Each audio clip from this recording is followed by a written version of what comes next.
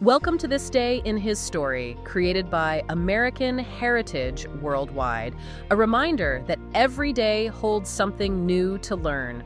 Did you know that the first sugar cookies in America were made in Nazareth, Pennsylvania, over 250 years ago? Learn how sugar cookies trace their roots back to the mid-1700s, when German and Dutch settlers baked small cakes that were hard and simple, but over time, new ingredients and inventions made them softer, sweeter, and easy to decorate. Discover that today, baking and decorating sugar cookies has become a fun tradition for families. If you've ever stood in a kitchen, completely covered in flour, trying to perfectly place a single silver sprinkle onto a star-shaped layer of frosting, then you know exactly how serious cookie decorating can get. Oh, absolutely. It is serious business. It really is. Today, we are taking a stack of your sources, specifically excerpts from a fascinating text called Sweet Traditions, The History and Heart of Sugar Cookies. Right. And our mission for this deep dive is to uncover the surprisingly rugged, highly technological, and even, deeply spiritual history of the modern sugar cookie. Which is just the perfect subject to dissect, honestly, because, the things sitting right there on our kitchen counters are often the most profound markers of human progress. Yeah, totally. We tend to think of history as wars and borders, but food history is arguably much more visceral. I love that. And July 9th happens to be National Sugar Cookie Day, which just feels like the perfect excuse to look at how we got here. It's great timing. Because making and decorating these treats has become this, massive art form. The sources you provided highlight these glorious, chaotic videos of kids and toddlers getting right into the action. Oh, yeah. Making an absolute mess. A huge mess. And they're competing with adults for the best toppings. Mm-hmm. We are talking rich, thick frostings, edible glitter, brilliantly colored sugars. It's very involved now. It is. To me, the modern sugar cookie is essentially a blank artist's canvas. But, a canvas that you can eat. It's marvelously decadent. It really is a luxury. Okay, let's unpack this. Because the contrast between that glittery soft canvas we decorate with toddlers today and what this food originally was, it is staggering. Oh, it's night and day. We really have to strip away our modern concept of what a dessert actually is. Right. If you want to understand how we arrived at a soft, sprinkle-covered, melt-in-your-mouth cookie, you have to look at what they were before. And that starts a long time ago. Exactly. The story of the North American sugar cookie anchors itself in the mid-1700s, specifically in Nazareth, Pennsylvania. Okay, Pennsylvania. Yeah. With the German and Dutch settlers, right? Yes, the German and Dutch settlers. And they were making these small cakes called koekjes. Koekjes. Yeah. Which is the Dutch root of the word cookie, yeah. That is the etymological root, yeah. The Dutch word koekje translates literally to little cake. Little cake. Got it. And as the languages blended in those early colonies, it morphed into the English term we use now. But here's the thing. The physical item itself was nothing like a cake. Right, and that is the part of the text that threw me completely. In the 18th century, these early cookies had no baking soda. None. They had no baking powder. They were essentially dry, hard biscuits designed to be stored in a cellar for up to 6 months. Yes, 6 months. I mean, I have to push back on this idea that these were treats. Sitting in a freezing cellar in January, gnawing on a rock-hard biscuit for 6 months. It sounds terrible to us. Wait, were these cookies or were they just edible hockey pucks? Was anyone actually eating these for joy or was this strictly a survival ration? What's fascinating here is the absolute unyielding necessity driving the recipe. Okay. You have to put yourself in the shoes of an 18th century settler.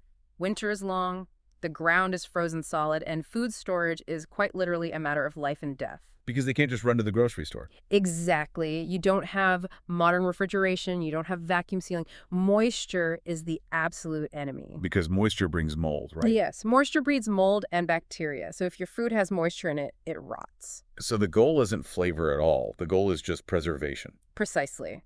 Without chemical leavening to create little pockets of air, you get a very dense, very dry product. And that extreme dryness is the entire point. Oh, wow. It was a marvel of utilitarian food storage. You could harvest your grain, mill it, bake a massive batch of these moistureless discs, and pack them into barrels. In a dark cellar. Right, in a dark cellar. And they would survive the winter right alongside you as a vital, durable calorie source. Which just paints such a stark picture. I mean, the early sugar cookie was less about satisfying a sweet tooth and more about, well, surviving February. Exactly, just making it to spring. So moving from a rock-hard survival puck to a fluffy dessert Yeah. didn't just happen because someone decided they wanted a better snack. No, not at all. Something fundamental had to change in the way we prepare food, right? It required a massive wave of innovation, and this was really driven by 19th century technological and chemical advancements. Okay. The recipe underwent a total transformation, and the first major shift was actually biological. Biological. Oh, you mean the addition of eggs? Yes, the addition of eggs. I saw that in the notes, that adding eggs was the turning point for making the dough softer and more cake-like. But, like, why? What is the actual mechanism there? Well, eggs are honestly a masterclass in food science. A whole egg gives you two distinct advantages when you bake. Okay, break it down for me. First, you have the yolk. The yolk adds fat, which basically coats the flour proteins and prevents them from forming tough gluten networks. So the fat tenderizes the dough. Exactly, it makes it tender. And second, the egg whites contain proteins that act like tiny microscopic balloons. Wait, protein balloons? Yeah. When you beat the egg whites, the proteins unfold and they physically trap air. Oh, that makes sense. And then, when they hit the heat of an oven, those protein balloons set and they hold their shape forever, so suddenly your dough has an internal structure. A structure that actually holds onto the air. Right, which makes it remarkably softer and lighter. That is so cool. You're basically building a scaffolding inside the dough. That's exactly what it is. But here's where it gets really interesting. Yeah. Because changing the ingredients was really only half the battle. Oh, for sure. The text outlines these incredible 19th century inventions that revolutionized the baking process itself. We're talking about the introduction of iron cook stoves, specialized baking pans, and chemical leavening. Yes. And the shift from the open hearth to the iron stove, that cannot be overstated. I was trying to visualize this when I read it. Going from baking over a literal roaring hearth fire to having a controlled iron oven with metal baking pans. It's a huge leap. It's like going from playing a guitar with broken strings to sitting down at a perfectly tuned grand piano. Like, suddenly, you aren't just hoping for the best, you can actually control the instrument. That is a highly functional analogy. I like that. Because before the iron stove, baking meant managing an active fire. Which sounds terrifying and exhausting. It was. You were dealing with brick ovens or hearths where the ambient temperature fluctuated wildly. The heat was incredibly inconsistent. Right, so one side of your cookie is burning while the other is raw. Exactly. It would hit one side of the baked good far harder than the other. 1 minute your dough is raw, the next it is literal ash. Oh, man. But the iron cook stove changed the physics of the kitchen. It gave bakers radiant, enclosed, somewhat controllable heat. And when you combine that enclosed heat with the new specialized baking pans, the ones that conduct heat evenly across the bottom of the dough, baking stops being this stressful day-long chore. Right. It stops being fraught with ruined batches, and it just becomes accessible. Accessible and, more importantly, predictable. Yes, predictability. And that predictability paved the way for the biggest game changer of all, chemical leavening. Oh, baking soda. Yes. The introduction of commercial baking sodas and baking powders in the mid-19th century completely rewrote the rules of baking. Break that chemistry down for me because, Yeah. I mean, we throw baking powder into a bowl today without a second thought. What is it actually doing in there? It is an acid-base reaction happening right in your mixing bowl. Okay. So baking soda is a base. When you combine it with an acidic ingredient and add moisture, they react instantly. And that reaction makes bubbles. Exactly. It produces carbon dioxide gas. Now, baking powder is even more advanced. It actually contains both the base and the acid in powder form. So it's like an all-in-one package. Right. So it just needs moisture and heat to trigger the reaction. That carbon dioxide gas expands inside those egg protein balloons we talked about earlier. Oh, it all comes together. Yeah. So you no longer have to rely on capturing wild yeast from the air or beating eggs by hand until your arm literally falls off just to get a rise. No, not at all. You just add a pinch of this white powder and chemistry does all the heavy lifting. Exactly. The heat hits the dough, the gas expands, the protein's set, and boom, you instantly get that soft, fluffy texture. Which made baking exponentially easier and faster for the average household. It changed everything. Which directly leads to a huge cultural shift, right? Because of this new ease and accessibility, by the 1870s, you start seeing this massive change in how people treat cookies. Yes, they become everyday items. Right. The source notes that a plain cookie and a glass of milk became a typical daily snack for children. Which is a huge departure from the cellar days. It went from a 6-month survival ration, huddled in a colonial cellar, to like a casual Tuesday afternoon treat for a kid after school.